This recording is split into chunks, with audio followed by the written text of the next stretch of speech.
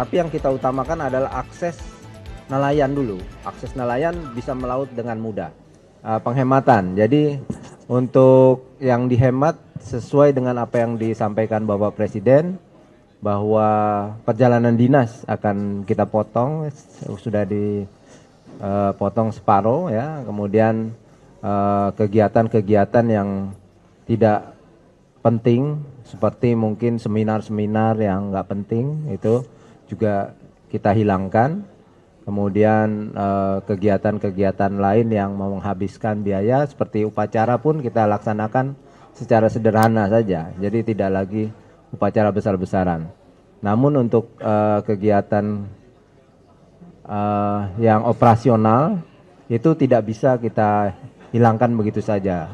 Karena ini penting ya, karena ini menyangkut kedaulatan dan keamanan dari bangsa dan negara, khususnya keamanan negara di laut. Terhadap kegiatan penyelundupan itu tetap kita laksanakan operasi yang efektif, efisien. Dan kita manfaatkan sekarang sistem remote sensing yang jarak jauh. Kita meningkatkan kemampuan puskodal-puskodal sehingga kita bisa monitor dari jauh, kemudian baru menyiapkan alutsistanya untuk melaksanakan tindakan terhadap kegiatan-kegiatan ilegal di laut. Ya. Terkait operasi tadi, khusus untuk Hidros di tahun ini, apakah ada operasi survei khusus di lautan Indonesia ini? Kalau ada, mungkin bisa disampaikan kira-kira operasinya operasi apa dan berapa kali? Oh ya. Yang kedua, terkait kegiatan Bapak Kasal di Itali, kan sudah ada ship naming 2 kapal baru kemarin ya.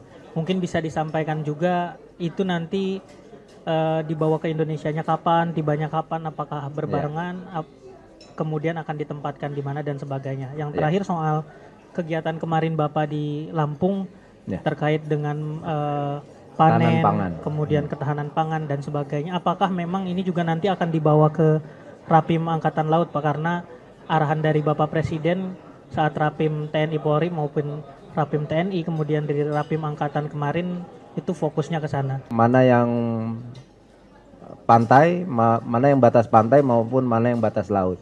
Jadi kemudian juga untuk memudahkan kapal-kapal bisa sandar di dermaga-dermaga di seluruh pelabuhan. Hidros juga melaksanakan survei-survei itu. Begitu pula Hidros juga melaksanakan pemetaan terhadap alur-alur sempit ya, yang mungkin berbahaya. Itu dilaksanakan, tapi fokusnya untuk tahun 2025 ini dilaksanakan di Indonesia Timur. Ya. Kemudian untuk yang kedua, kapal PPA sudah dilaksanakan ship naming, pemberian nama untuk kedua kapal itu adalah menjadi KRI Brawijaya dan KRI Prabu Siliwangi. Kemudian untuk KRI Brawijaya akan ditempatkan di Armada 2, tapi operasinya bisa sampai ke Armada 3, mendukung keamanan di laut Papua ya, di sekitar Papua. Kemudian untuk Prabu Siliwangi sesuai namanya dia akan di wilayah Indonesia Barat. Ya, jadi dia mengamankan perairan di wilayah barat termasuk sampai ke Laut Cina Selatan. Gitu kira-kira. Jadi awak kita akan diberangkatkan mungkin awal Maret ya, untuk pengawaknya. Tapi Satgas sudah ada di sana ya. Sekarang sudah mulai menyiapkan semua software untuk kapal tersebut.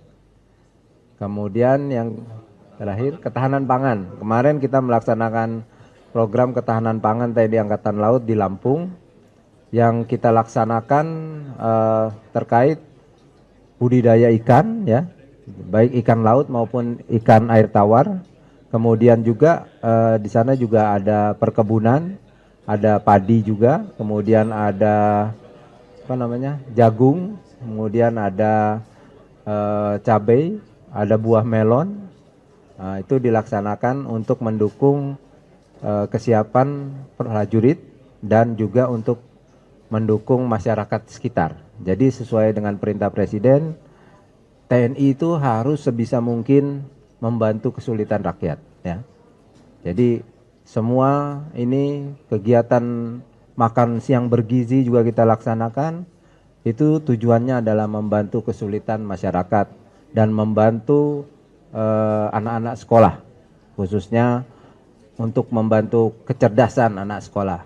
Sesuai yang kita tahu bahwa ikan itu sangat bergizi dan mencerdaskan otak, terutama bagi generasi muda, anak-anak yang masa pertumbuhan. Ya. Jadi program pemerintah pasti kita dukung terus, maksimal kita dukung. Ya.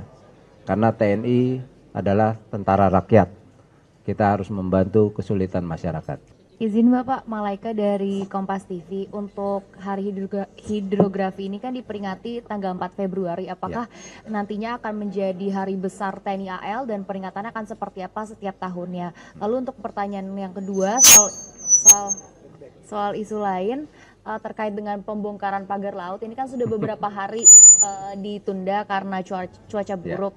Rencananya kapan Pak akan dilanjutkan, dan bisa dijelaskan sedikit mungkin situasinya kenapa pagar laut ini ditunda dulu tuh seperti apa supaya masyarakat tahu. Terima kasih. Ya. Terutama untuk yang pertama, masalah hari hidrografi. Masalah hari hidrografi ini ditentukan tanggal 4 dan akan dilaksanakan terus-menerus setiap tahunnya oleh Pushidrosal. Dan ini dilaksanakan secara sederhana saja, tidak besar-besaran. Intinya adalah untuk memperingati bahwa Indonesia memiliki dinas hidrografi nasional yang diakui baik secara internasional maupun secara nasional. Itu aja. Kemudian untuk masalah pagar laut ini sementara saja dihentikan. Ini sekarang sudah hampir 20 km yang sudah dibongkar ya. Jadi sudah tinggal sedikit lagi sebenarnya. Tapi yang kita utamakan adalah akses nelayan dulu. Akses nelayan bisa melaut dengan mudah, tidak membebankan bahan bakar mereka. Itu yang intinya. Dan ini dihentikan kemarin karena cuaca saja, faktor cuaca. Kalau cuaca membaik, kita lanjutkan lagi.